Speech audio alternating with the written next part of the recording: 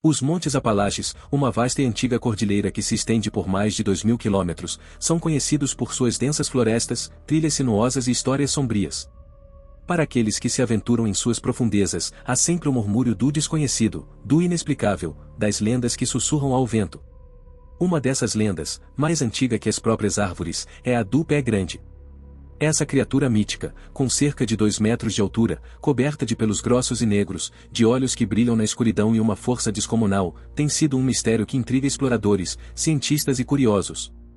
É uma figura que muitos desconsideram como mera superstição, mas alguns acreditam que algo verdadeiramente monstruoso espreita nessas florestas. Tudo começou com um bilionário excêntrico chamado Roberto. Obcecado por lendas e mistérios, Roberto havia obtido, por meio da DEPV, documentos confidenciais que sugeriam que o governo dos Estados Unidos sabia mais sobre o Pé Grande do que admitia. Esses documentos continham avistamentos oficiais, fotos borradas e vídeos tremidos de algo que se movia nas sombras.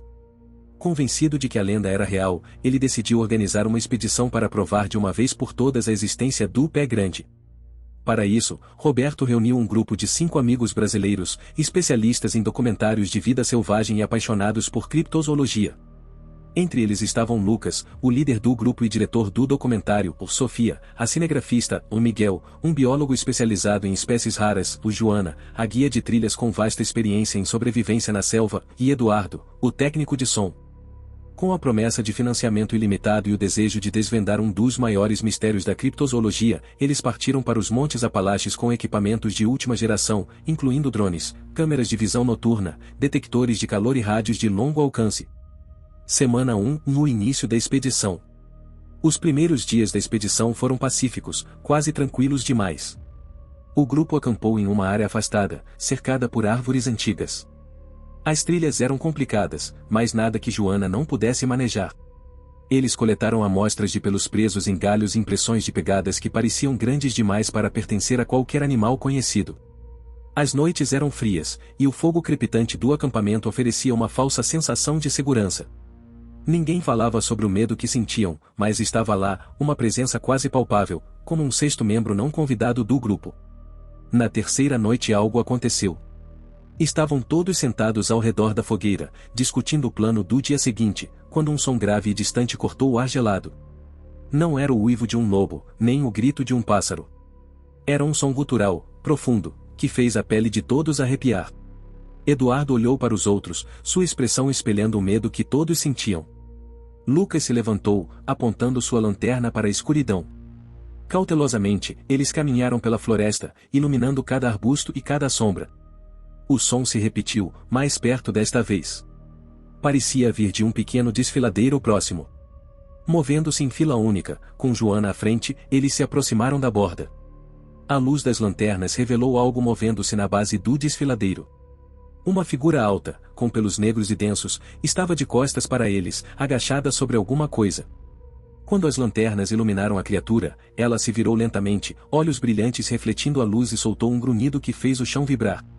Todos congelaram por alguns segundos, que pareceram eternidades. O Pé Grande os encarou antes de se levantar, revelando sua estatura imponente. Ele estava segurando o corpo de um cervo morto, sangue escorrendo de sua boca. Com um movimento rápido e ágil, a criatura jogou o cervo para o lado e começou a avançar na direção deles. O grupo correu. Eles correram sem olhar para trás, o som dos pesados passos da criatura ecoando entre as árvores. De volta ao acampamento, trancaram-se na barraca mais resistente que tinham, um modelo feito para suportar tempestades. O som dos passos do Pé Grande parou do lado de fora. Eles podiam ouvir sua respiração pesada e sentir seu cheiro, um odor pungente de podridão e sangue. Durante o que pareceu horas, ninguém se moveu ou fez barulho. Finalmente, a criatura pareceu perder o interesse e se afastou, seus passos gradualmente desaparecendo na escuridão. Semana 2, o medo cresce. Os dias seguintes foram tensos.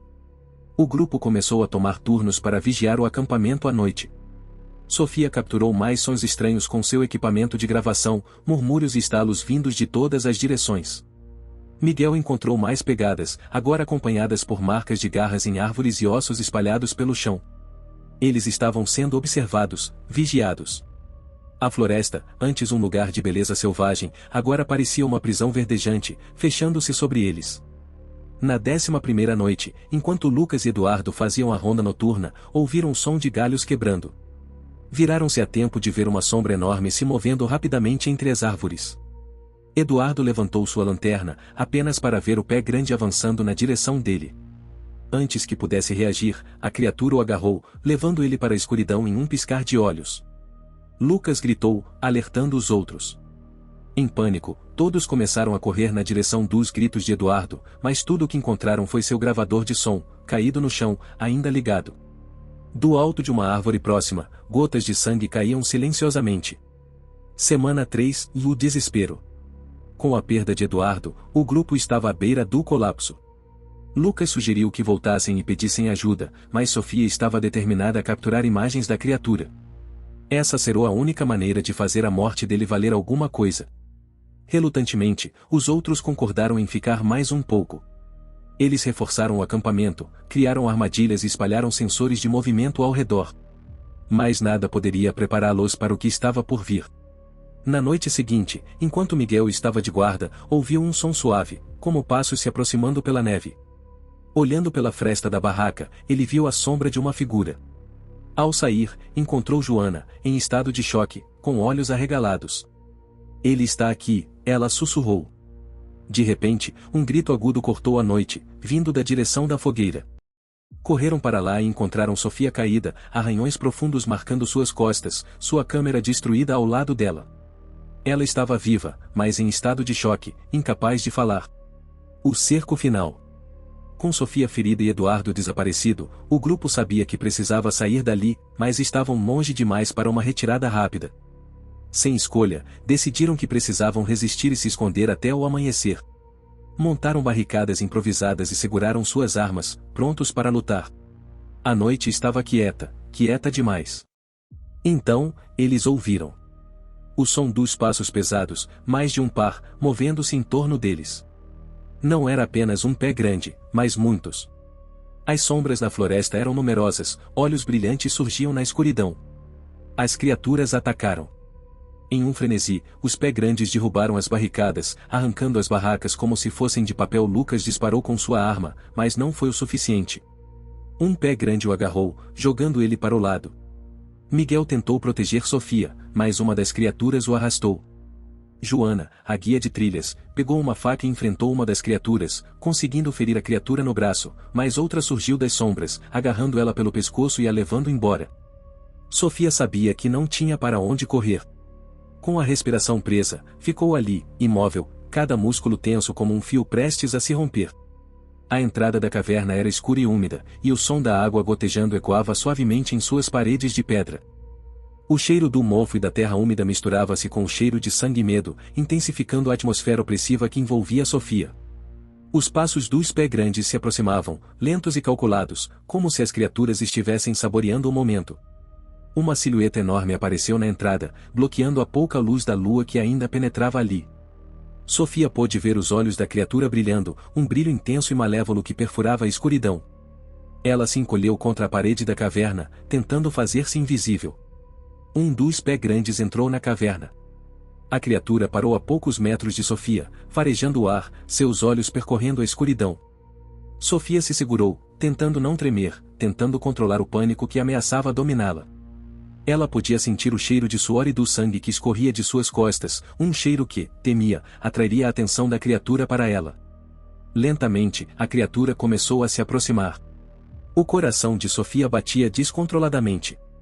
Ela sabia que, se quisesse sobreviver, precisaria agir. Silenciosamente, ela estendeu a mão para a faca que Joana havia deixado cair mais cedo.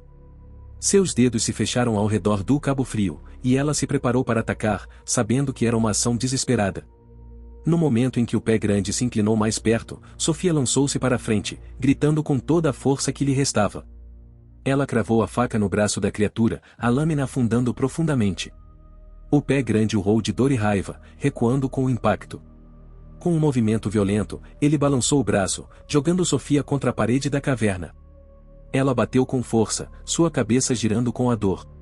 A faca caiu de sua mão, escorregando para o chão. A criatura se recuperou rapidamente. Sofia tentou se levantar, mas suas pernas fraquejaram e ela caiu de joelhos. O pé grande estava em cima dela, a mão estendida para agarrar ela, quando um som alto e agudo cortou o ar. A salvação improvável. De repente, um brilho de luz forte invadiu a caverna. Sofia piscou contra o brilho ofuscante, tentando entender o que estava acontecendo. O pé grande virou-se para a entrada da caverna, onde uma luz intensa piscava intermitentemente, acompanhada por um ruído ensurdecedor de sirenes. A criatura hesitou, distraída pelo barulho e pela luz. Sofia aproveitou a distração e rastejou para longe, tentando se afastar da criatura. De repente, homens com uniformes escuros e armas entraram na caverna, gritando ordens uns para os outros. Eles apontaram suas armas para o pé grande e começaram a atirar. A caverna se encheu de sons de tiros e rugidos, o cheiro de pólvora misturado com o cheiro de sangue. O pé grande rugiu em desafio, atacando os homens armados com uma força brutal. Mas eles estavam preparados, disparando balas que faiscavam contra a pele espessa da criatura. Sofia viu a criatura cambalear, atingida repetidamente, antes de finalmente cair no chão com um baque pesado. O resgate. Sofia foi puxada para os braços de um dos homens, sua mente entorpecida de choque e alívio. Ela ouviu vozes ao seu redor, mas as palavras eram indistintas, como se viessem de uma grande distância. Eles a carregaram para fora da caverna, para a fria luz do amanhecer que estava começando a quebrar o horizonte. Lá fora, Sofia viu mais homens em uniformes escuros, veículos militares estacionados e luzes piscando. Ela olhou para o acampamento destruído, agora cheio de pessoas trabalhando, recolhendo restos e bagagens. Seus olhos se encheram de lágrimas ao ver os corpos de seus amigos sendo carregados em maçãs, cobertos por lençóis brancos. Um homem de uniforme, claramente o líder, se aproximou dela. "Meu nome é Agente Harris, do governo dos Estados Unidos", disse ele calmamente. "Recebemos informações sobre o que estava acontecendo aqui. Nós viemos o mais rápido que pudemos." Sofia tentou responder, mas as palavras não saíam. Harris colocou uma mão reconfortante em seu ombro. Enquanto Sofia era levada para um dos veículos, ela olhou uma última vez para a floresta, para as sombras entre as árvores, sentindo um calafrio percorrer sua espinha.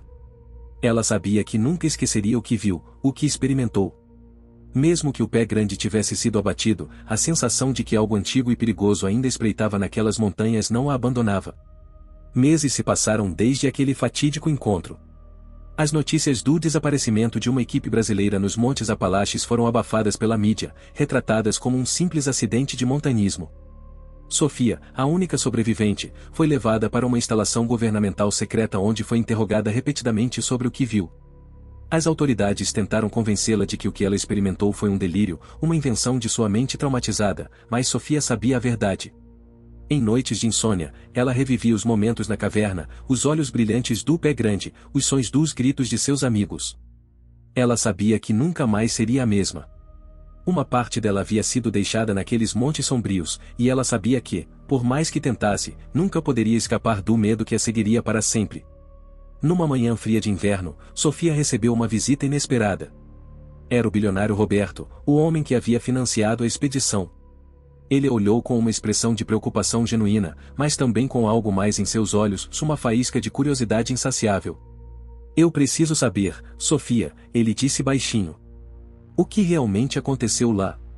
Sofia o encarou por um longo momento, sentindo uma mistura de raiva e tristeza. Ela sabia que a curiosidade dele nunca seria satisfeita, que o desejo de descobrir o desconhecido era o que havia levado seus amigos à morte. Mas, ao olhar para Roberto, ela percebeu que a resposta era algo que ele jamais entenderia.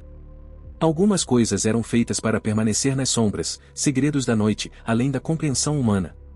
E enquanto os Montes Apalaches continuavam a vigiar em silêncio, Sofia finalmente encontrou as palavras para responder: "Existem segredos que o mundo não está pronto para saber, e monstros que devem ser deixados em paz. O que vimos lá e nunca deveria ter sido encontrado." Com isso, Sofia virou-se, deixando o bilionário sozinho em seu apartamento luxuoso. As sombras da noite caíram, e em algum lugar, nas profundezas dos Montes Apalaches, um eco antigo e distante respondeu: